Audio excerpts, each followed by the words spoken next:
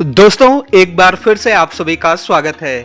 जय गंगे माता। आज एक बार फिर से मैं आप सभी के सामने प्रयागराज महाकुंभ की जानकारी लेकर आया हूं और ये जो जानकारी है ये 29 जनवरी मौनी अमावस्या को लेकर है, क्योंकि मौनी अमावस्या पर कई नियम जो हैं बदल रहे हैं जिन्हें जानना आप सभी के लिए बहुत जरूरी है। अगर आप लोग प्रयागराज महाकुंभ में यात्रा करने आ रहे हैं और आप लोगों के मन में बहुत सारे सवाल भी चल रहे होंगे कि अगर हम 29 जनवरी में मौनी अमावस्या पर प्रयागराज आए तो कौन से घाट में हमें स्नान करना चाहिए, तो ऐसे ही 10 सवालों के जवाब मैं आपको इस वीडियो में दूंगा। वो पहले 10 जो प्रश्न हैं जो आपके मन में चल रहे होंगे उनको हम पढ़ेंगे और उसके बाद पूरी डिटेल में जानकारी देंगे।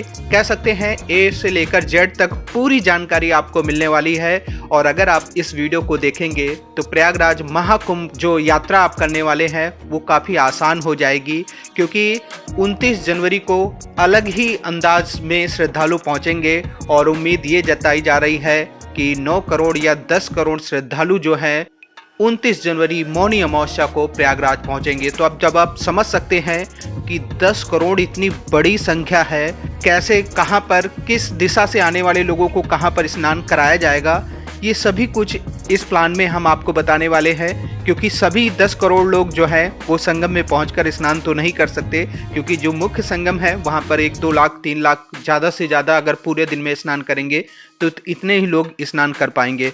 तो वीडियो को शुरू से लास्ट तक देखना, स्किप नहीं करना। और आपका जो दोस्त, आपका जो रिश्तेदार 29 जनवरी के आसपास प्रयागराज महाकुंभ में डुबकी लगाने के लिए जा रहे हैं उन तक ये वीडियो जरूर भेजना। वीडियो के लास्ट में मैं आपको 27 जनवरी यानी आज के दिन के ताज़ा दर्शन भी कराऊंगा, तो वीडियो को शुरू से लास्ट तक जरूर देखना।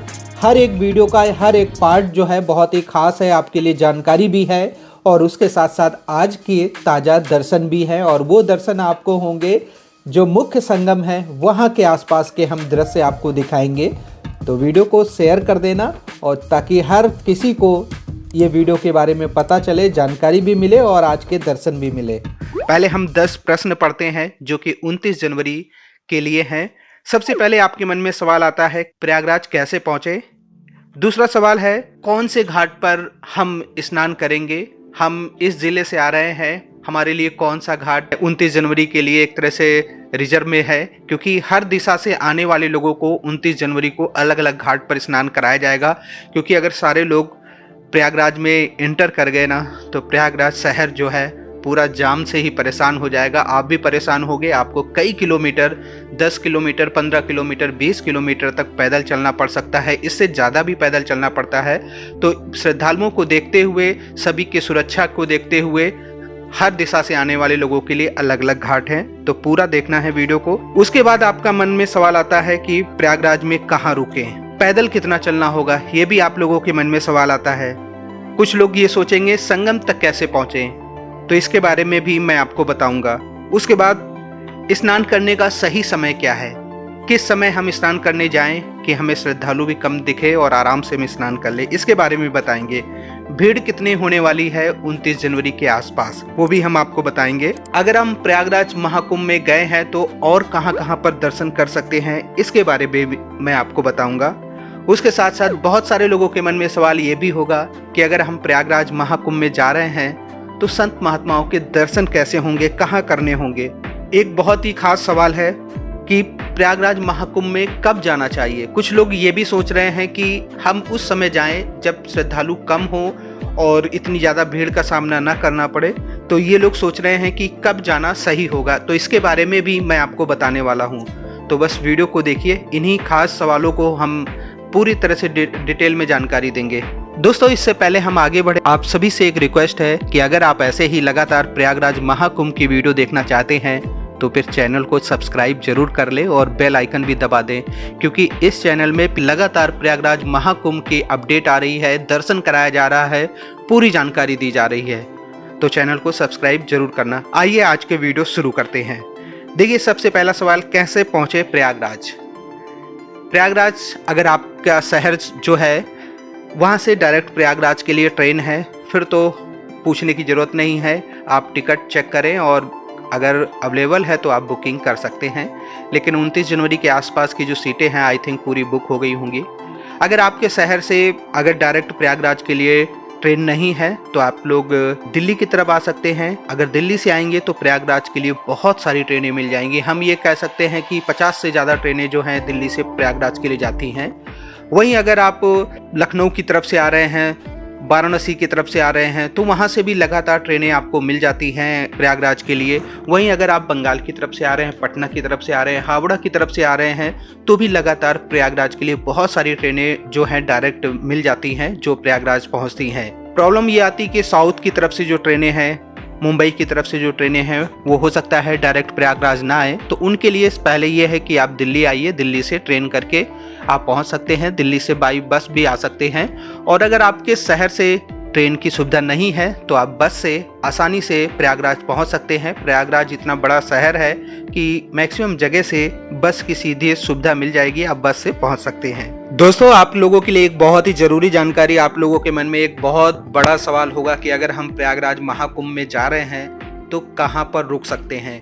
पहली बात तो ये कि प्रयागराज महाकुंभ में अगर आप 29 जनवरी के आसपास जा रहे हैं तो चार्जेस जो हैं, रूम हो या होटल हो या कॉटेज हो या कैंप हो, जो भी सुविधाएं वहां पर हैं, उन सभी के चार्जेस जो हैं बहुत ज़्यादा हाई हो जाएंगे। सिर्फ गवर्नमेंट के जो मेला क्षेत्र में जो रैन बसेरे या बाकी जो टेंट कैंप हैं वहाँ पर आपको वही रेट मिलेगा। इसके अलावा जितनी भी प्राइवेट प्रॉपर्टी हैं उनके रेट जो हैं कई गुना ज़्यादा बढ़ जाएंगे। जो रूम आपको 2000-3000 में मिला करता था वो आपको 12,000-15,000 के आसपास भी मिल सकता है, क्योंकि जितने ज़्यादा लोग आएंगे उतने ही ज़्यादा रूम मिलने में दिक्कत आएगी और प्राइस जो है काफ़ी ज़्यादा बढ़ जाएंगे।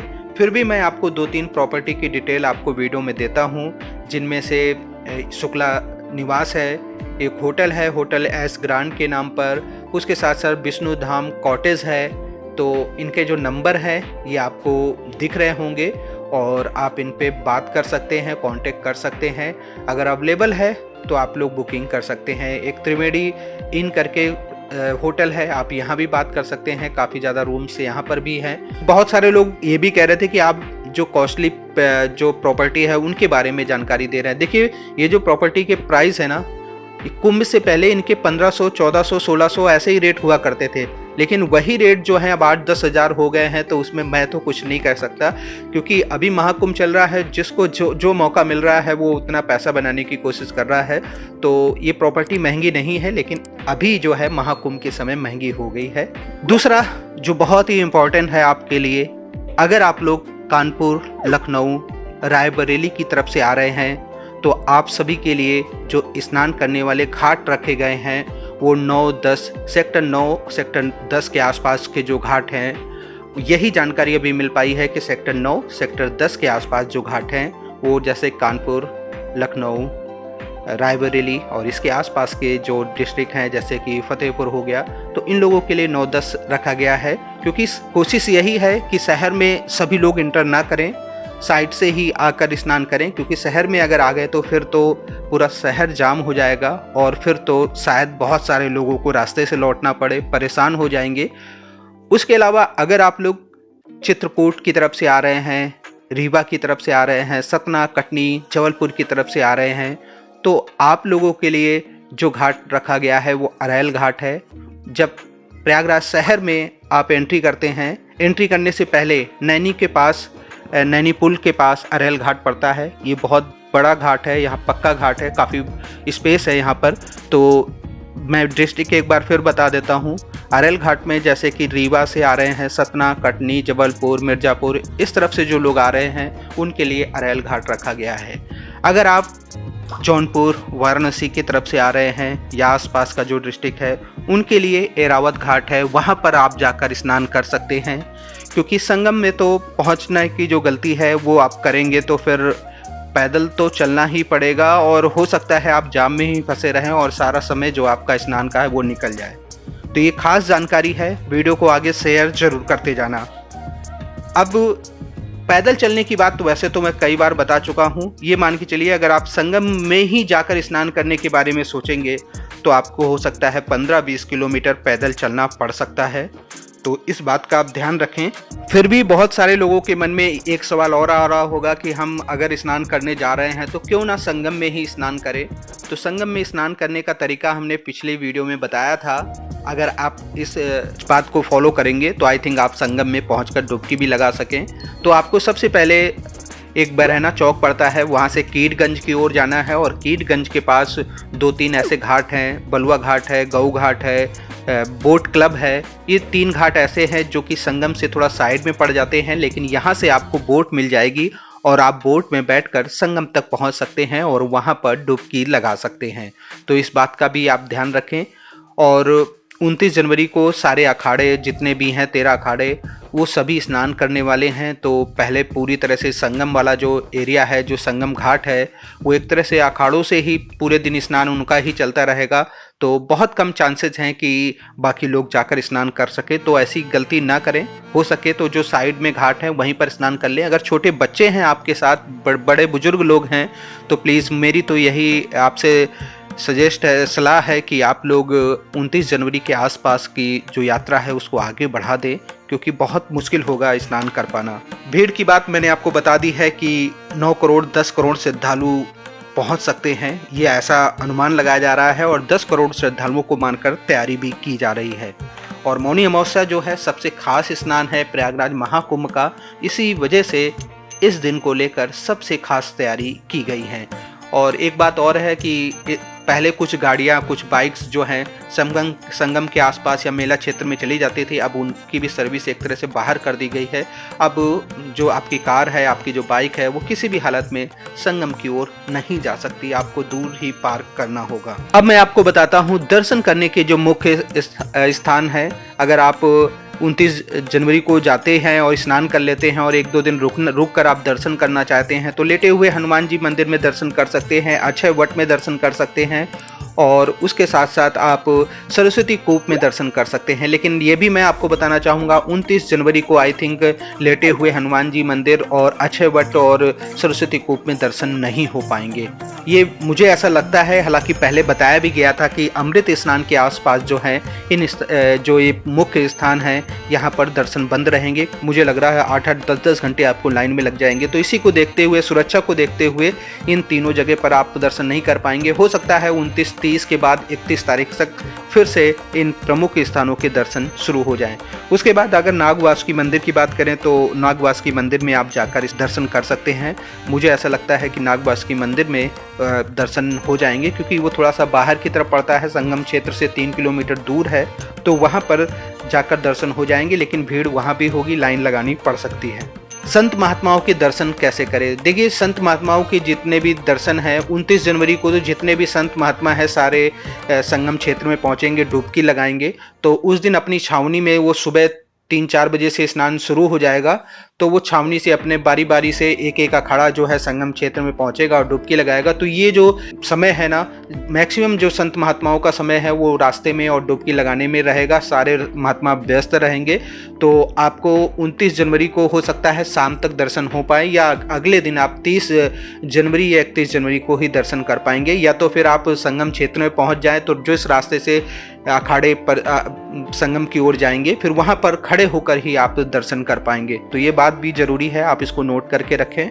आप सभी के लिए एक जरूरी बात और भी है। अगर आप मुख्य संगम में स्नान करना चाहते हैं तो रात 11 बजे से लेकर सुबह 5-6 बजे तक का जो समय है वो काफ़ी अच्छा है। आप इस समय जाएंगे तो आपको संगम क्षेत्र में बहुत कम श्रद्धालु मिलेंगे और स्नान कर पाएंगे। हालांकि अमृत स्नान जो है उस दिन ये बात लागू नहीं होती। अमृत स्नान में तो पूरी रात भी स्नान होगा, पूरी रात आपको करोड़ों लोग घाट पर देखने को मिलेंगे। तो ये बात ध्यान रखें। नॉर्मल डेज में रात 11 बजे से लेकर सुबह 6 बजे के बीच में आप संगम में स्नान कर पाएंगे, डुबकी लगा पाएंगे। और अब मैं आपको एक बहुत ही ज़रूरी जानकारी दूंगा। आई थिंक ये वाली जानकारी और भी अच्छी है, क्योंकि बहुत सारे लोग भीड़ से बच रहे हैं, कहते हैं बचना चाहते हैं और वो सोच रहे हैं कि प्रयागराज महाकुंभ में जाकर स्नान तो करेंगे, लेकिन हम ये देख रहे हैं कि संख्या कब कम होगी, नॉर्मल सा हो जाए। तो देखिए 29 तारीख को मौनी अमावस्या है, 28 तारीख से लेकर, हालांकि 27 आज की डेट से लेकर पूरी भीड़ है। 27 को भी भीड़ है, 28 29 को तो जबरदस्त रहेगी, 30 31 ये 4-5 दिन पूरे फुल हाउसफुल रहेगा प्रयागराज। और उसके बाद अगर बात करें तो 1 तारीख को शायद थोड़ा सा भीड़ कम होगी, वहीं फिर से 2 तारीख को फिर बसंत पंचमी 2-3 तारीख को तो फिर से भीड़ बढ़ेगी। तो जो संख्या जो रहेगी वो आई थिंक 5-6 तारीख के बाद जाके थोड़ी सी कम होगी, और उस समय संत महात्मा भी अपने अपने जो मुख्य स्थान है वहाँ के लिए वो रवाना हो जाएंगे। तो काफ़ी हद तक 5-6 तारीख के बाद जो है प्रयागराज महाकुंभ में आसान हो जाएगा जाना, और भी आसानी से अगर आप स्नान करना चाहते हैं फिर तो 10 फरवरी के बाद जाइए, तो वहाँ पर और भी कम संख्या हो जाएगी, फिर उसके बाद डुबकी लगा सकते हैं। लास्ट वाला जो स्नान है वो 26 फरवरी को है, शिवरात्रि वाले दिन। तो जब तक महाकुंभ है इस बीच में कभी भी जाकर आप स्नान कर सकते हैं। वीडियो कैसी लग रही है ये बताया करें हमें कमेंट करके, क्योंकि मेरी कोशिश यही रहती है कि आपको बेहतर जानकारी दी जाए और ताकि आपकी यात्रा जो है सरल हो जाए, आसान हो जाए। बाकी जिन बातों को मैंने बताया है ये सभी जानकारी निकल कर आई है और वही जानकारी मैं आपको दे रहा हूँ। इसके अलावा कुछ जानकारी जो मैंने आपको बताई है कि कीडगंज के पास बोट क्लब है, गऊ घाट है, बलुआ घाट है, यहाँ से आप बोट लेकर संगम तक जा सकते हैं। काफ़ी हद तक आसान हो जाएगा, मेले में अंदर एंट्री भी नहीं होगी और आपका संगम में स्नान भी हो जाएगा, भीड़ से बच जाएंगे। दोस्तों अब आप सभी 27 जनवरी के दिन के प्रयागराज महाकुंभ से ताज़ा दर्शन कर सकते हैं। ये जो वीडियो आप सभी देख रहे हैं 27 जनवरी के दिन की है, सुबह सुबह की है, लगभग 7-8 बजे के आसपास के दृश्य आप सभी देख रहे हैं। और सुबह के समय मैंने आपको बताया था श्रद्धालुओं की संख्या थोड़ी सी कम रहती है, लेकिन जैसे ही 9 बजते हैं, 9 बजे से लेकर रात लगभग 9 बजे तक बहुत ज़्यादा भीड़ रहती है। तो इन दृश्यों को देखकर आप ये ना समझने लगना कि इस समय श्रद्धालुओं की संख्या कम है। प्रतिदिन श्रद्धालुओं की संख्या बढ़ रही है, लेकिन सुबह सुबह थोड़ी सी कम संख्या देखने को मिलती है और उसके बाद पूरे दिन में बढ़ती रहती है। फिर रात 10-11 बजे के आसपास जो संख्या है फिर से कम होना शुरू होती है। तो आप सभी प्रयागराज महाकुंभ के ताज़ा दर्शन कर सकते हैं। और ये मुख्य संगम है जहां पर गंगा, यमुना, सरस्वती तीनों पवित्र नदियों का संगम होता है। तो यहाँ पर देखिए आज भी लाखों की संख्या में श्रद्धालु यहाँ पर पहुंचे हुए हैं और पवित्र गंगा जल में स्नान कर रहे हैं। मैं चाहूँगा कि इस वीडियो को आप ज़्यादा से ज़्यादा शेयर करते जाएं और उसके साथ साथ अपने जो रिश्तेदार हैं, आपकी जो दोस्त हैं, उन तक जरूर ये वीडियो भेजें ताकि आने से पहले सभी जानकारी मिल सके।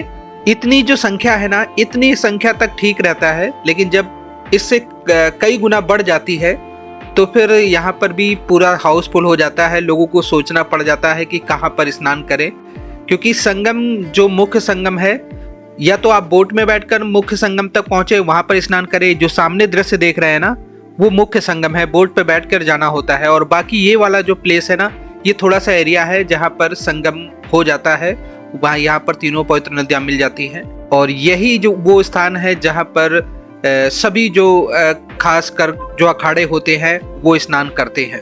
कैसा लग रहा है वीडियो आपको? ये 27 जनवरी सुबह सुबह के ताज़ा दृश्य देख रहे हैं।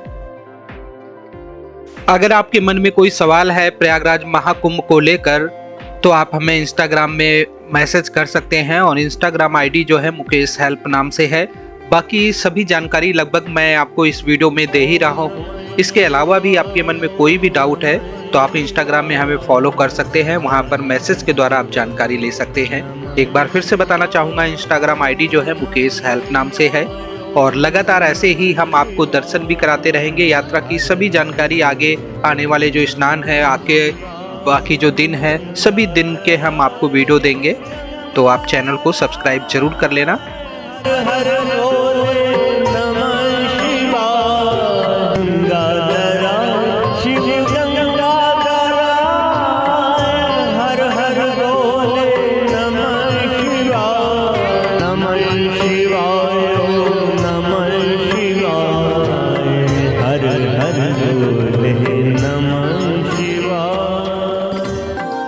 वीडियो को अपने उस दोस्त रिश्तेदार तक शेयर जरूर करें और अगर आप ऐसे ही जानकारी पाना चाहते हैं तो चैनल को सब्सक्राइब जरूर कर दें, क्योंकि लगातार यहाँ पर जानकारी आती रहती है। आप सभी अपना ख्याल रखें। जय हिंद, जय गंगे माता, जय माता दी।